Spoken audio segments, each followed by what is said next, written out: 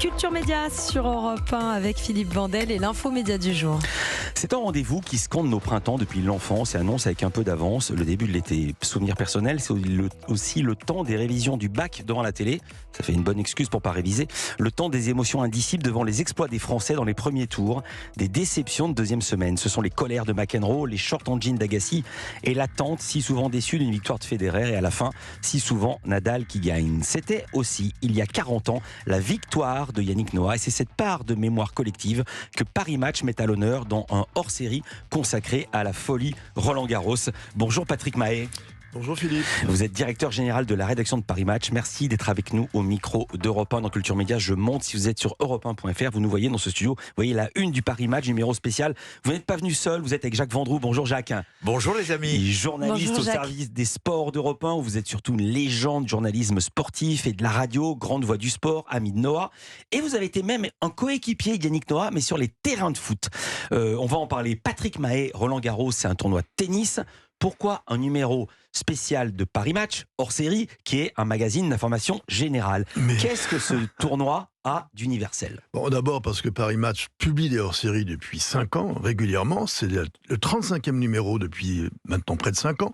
Et 7 numéros sur les décennies qu'on fait l'histoire de match. Et évidemment, la part du sport y est importante. C'est un magazine généraliste, vous le dites vous-même, donc d'intérêt général.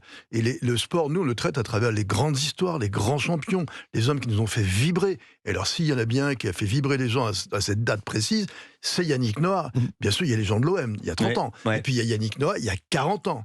Bon, et donc, évidemment, pour nous, ça s'imposait tout à fait. Alors justement, que faisiez-vous le 5 juin 83? Vous étiez où, Patrick Mahé? Après, j'ai posé la même question à Jacques Vendroux. Eh bien, j'étais à Roland-Garros, où j'ai assisté effectivement à ce tie-break génial. En fait, cette victoire au tie-break d'un match qui a duré 2h25 de mémoire et qui était extraordinaire devant Villander, c'était magnifique quoi. Et puis cette envolée superbe de Yannick après avoir agenouillé vers son père quand il se précipite vers les tribunes, vers Zachary. Ouais, vous l'avez vu en vrai? Je l'ai vu en vrai. Voilà, moi je l'ai vu à la télé. Jacques Vendroux, vous étiez où ce jour-là? À l'hôpital.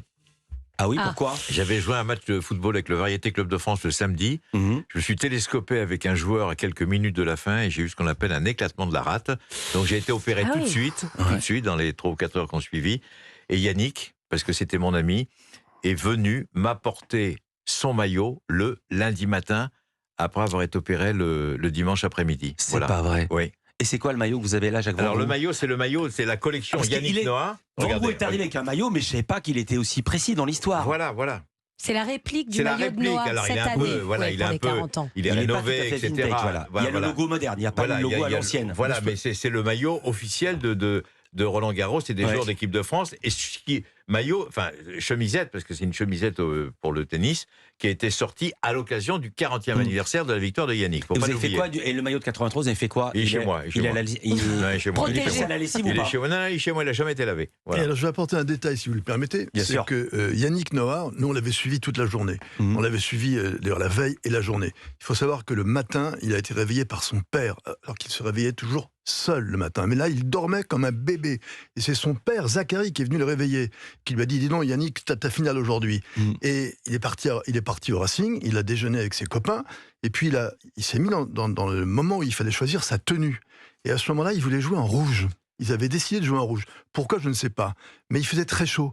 Et par rapport au temps qui venait, et cette chaleur accablante qu'il prévoyait, il a décidé de choisir cette tenue que Jacques Vendroux a apportée, ce maillot blanc, parce que c'était mieux de jouer en blanc à ce moment-là. Il faut juste savoir qu'il était très content que son père le réveille. Parce qu'il avait rêvé dans la nuit qu'il avait perdu. Et donc il était dans son rêve, il avait perdu la finale de Roland-Garros, et quand son père, Zach, vient le réveiller vers 8 heures, « Oh papa, j'ai perdu la finale. » Mais non, mon fils, t'as pas perdu la finale. Attendez, vous êtes comme Ondelat, vous faites même les voix, Jacques Vendroux. Mais c'est la vérité. Non, mais Jacques, non, il faut connaître le personnage de Zach. Mais non, mon fils, tu as pas perdu la finale. Et ça, il le raconte dans le podcast que vous avez enregistré avec lui à Yaoundé. Et nous, il l'a raconté dans un article que nous publions d'ailleurs, qui est l'article vintage de l'époque. C'est ça qui est intéressant, c'est que dans les hors-séries, justement, de Paris Match, on ressort des textes qui pourraient être enfouis, que la mémoire aurait pu oublier. Et bien là, justement, non, on a repris le texte qu'il avait signé lui-même dans le Paris Match du 17 juin 83, où il raconte ce rêve, où il raconte ce cauchemar au départ, et puis sa victoire, l'histoire des maillots, son père, enfin tout ce qu'on connaît. Ouais, et Noah raconte ce moment dans ce papier vintage il y a 40 ans. Papa, on a gagné. C'est tout ce que j'ai trouvé à dire à mon père lorsque je me suis retrouvé dans ses bras. Et lui, pas un mot, impossible. Bloquer le papa, mais on en reparlera plus tard. Toute notre vie, ça donne des frissons. Il en a parlé toute sa vie de cette histoire. Voilà. Un mot du podcast, Jacques Vendroux, puisqu'on en parle comme ça, on n'a pas épuisé le sujet, mais racontez ce qu'on va entendre dans votre podcast. Alors, c'est un podcast qui a été réalisé par Sébastien Guyot, Xavier Joly, il faut les associer, et surtout Fanny Rasclé, qui m'ont aidé. On était au Cameroun pendant 3 jours. Je ne peux pas vous en dire plus, parce qu'il y a certaines formes d'exclusivité, mais je vous demande d'écouter, parce qu'on a fait une interview qui a duré 2h40. Il n'arrêtait pas de parler, il a raconté sa vie au début et jusqu'à il y a 8 jours. Ouais. Et c'est un livre, c'est magique, c'est émouvant, et surtout, nous qui aimons le football, je vais vous donner l'exclusivité. Tiens, je vais lui donner une exclusivité. Ouais. Il a acheté un club de football au Cameroun, le club d'Etoudi, qui est un club de 3e division. Il l'a acheté, on a été visiter le stade, on a été voir les joueurs, et tous les Camerounais... Bonjour président, comment vas-tu? Non mais c'est extraordinaire, c'est un rêve. Il fait bien les voix. Hein. Il fait bien les voix. Non mais c'est magique. Et vous savez, je vais vous raconter, on a été là-bas lundi, mardi et mercredi avec Sébastien Guyot et Xavier Joly, et il nous a emmenés au stade. Ils avaient gagné le dimanche soir, 2-0. Il est rentré dans le vestiaire, je vous promets que c'est vrai, il a donné 1 euro de prime. 1 euro de prime. Non, mais c'est. Pour toute l'équipe ou à chaque joueur? Non, à chaque joueur. Mais 1 euro, c'est beaucoup d'argent CFA. Ouais. Et je peux vous dire que c'est un moment de. C'est hyper émouvant. Et vraiment, grâce à ces podcasts d'Europe 1, vous allez passer dans un autre monde. Il y a une fête. Voilà. Il y a une fête après ou pas? Il y a une fête. Après la victoire, après les 1 euro de prime. Oui, parce que là, on voit les photos dans Match de la fête. C'était incroyable cette fête. Je fais le lien, parce qu'il y a quand même... ça ne serait plus comme ça à la fête. Il y a tout le monde, il y a des mecs qui jouent de la musique, de la batterie. On voit Noah au micro avec un t-shirt des Clash. Et il y a quand même des mecs en slip. Absolument. Et d'ailleurs, il y a une piscine. Il plonge lui tout habillé dans la piscine ce soir-là. Oui. Et voilà, on a retrouvé ces photos extraordinaires de cette fête inouïe. Avec les gens du village. C'est pas les stars entre elles. D'Inville-les-Roches. C'est pas les soirées dans les villas du Festival de Cannes. Non, attends, vous faites bien d'en parler. Ça, il s'en fout complètement. Ah ouais. Et j'ai une poétesse ardéchoise qui m'a envoyé un petit poème. Regardez. Demi-dieu. Légende vivante, sportif, artiste, bienfaiteur, personnalité solaire et passionnée et passionnante. C'est un meneur, c'est un pacificateur engagé, un activiste généreux, créateur, diffuseur de bonheur, et il vient de prendre un club de football. Vous êtes d'accord avec moi, non? Je suis d'accord avec vous, mais je dois marquer une courte pause. On revient pour le deuxième set. Patrick Mahé et Jacques Vendroux sont avec nous. Culture Média continue sur Europe 1. Et le podcast dont on vient de parler, enregistré à Yaoundé avec Jacques Vendroux et Yannick Noah, il est disponible sur europe1.fr en 10 épisodes tout de même. Donc allez-y, téléchargez-le dès maintenant. À partir de mardi. À partir de mardi. Ah oui, sinon on n'aurait pas ça. Le 30. Mais non, il faut attendre le 30. Mais il faut attendre le 30, vous verrez. Culture Média sur Europe 1, Philippe Vandel et l'infomédia du jour.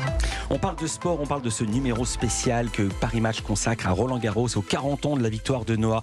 Mais pas seulement, on est avec Jacques Vendroux, grande voix des sports d'Europe 1 et même grande voix des sports françaises. Et puis Patrick Mahé, vous êtes le directeur général de la rédaction de Paris Match. Je veux dire quelque chose au sujet du papier de Vendroux justement dans votre numéro spécial, Patrick. Oui, c'est un papier inédit, c'est une exclusivité de Jacques, merci Jacques, et qui commence ainsi, je ne peux pas résister au plaisir de vous le lire.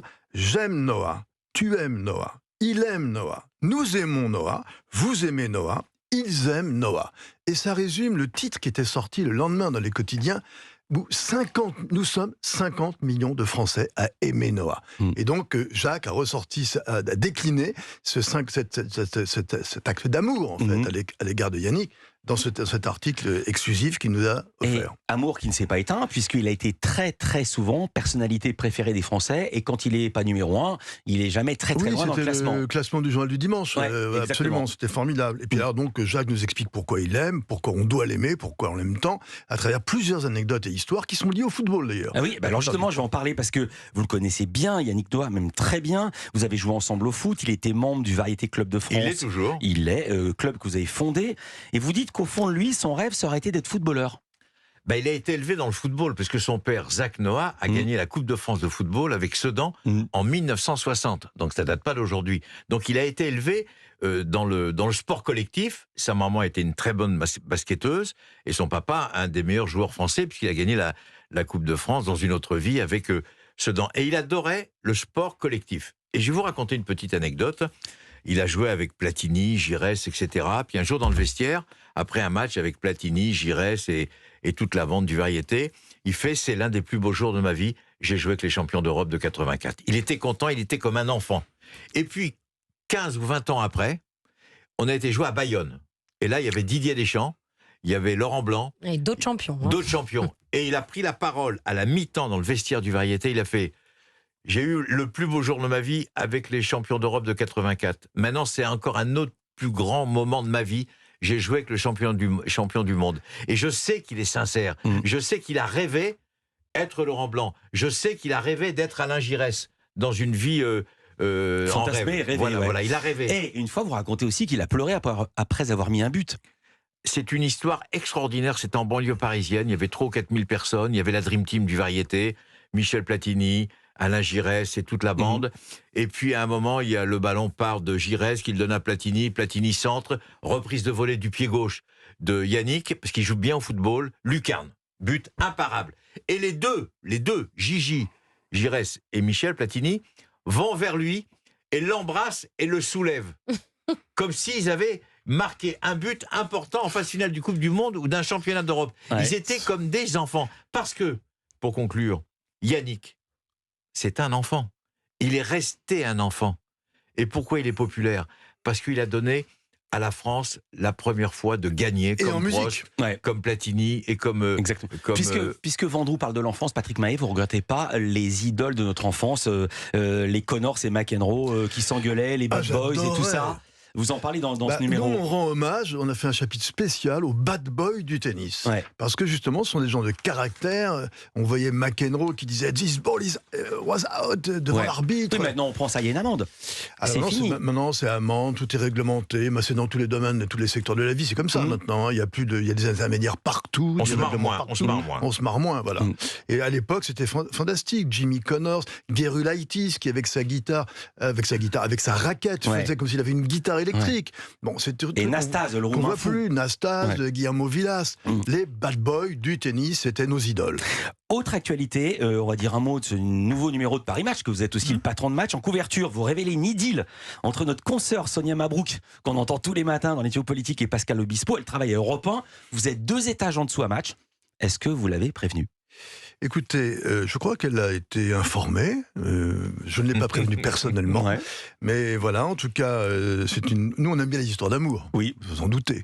Et donc, évidemment, entre la journaliste star et le chanteur iconique, évidemment, c'est une histoire tellement inattendue, mais qui touche au sacré, que finalement, on ne pouvait pas résister à la tentation de les passer en couverture. La question qui fâche, c'est une photo volée ou c'est une photo prise en accord avec le couple ? Ce sont des photos qui nous sont parvenues d'une manière providentielle pendant le bouclage.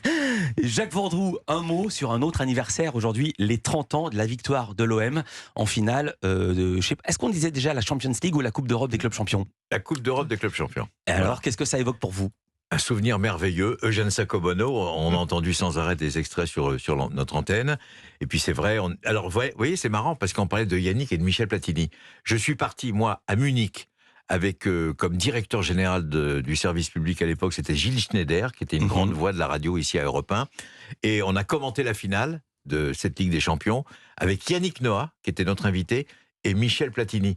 Donc si vous voulez, c'est des souvenirs merveilleux. Et puis hier, on a reçu Dominique Tapie, on a fait une émission spéciale avec Jean-François Pérez sur l'antenne d'Europe 1. Vous savez, c'est très embêtant de parler de tout ça, parce que en fait, c'était le bon temps. C'était magnifique, c'était merveilleux.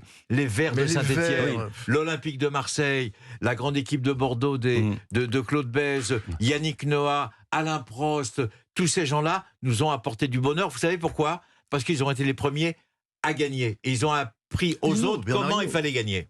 Bernard Hinault, évidemment. Merci beaucoup. On va continuer à parler de sport parce que va nous rejoindre Sacha Nokovic, c'est la rubrique Sport Média. Merci Jacques Vendroux, merci Patrick Mahé. Il y a 2 numéros de match en vente spécial Roland Garros. Et cette une culture média continue sur Europe 1.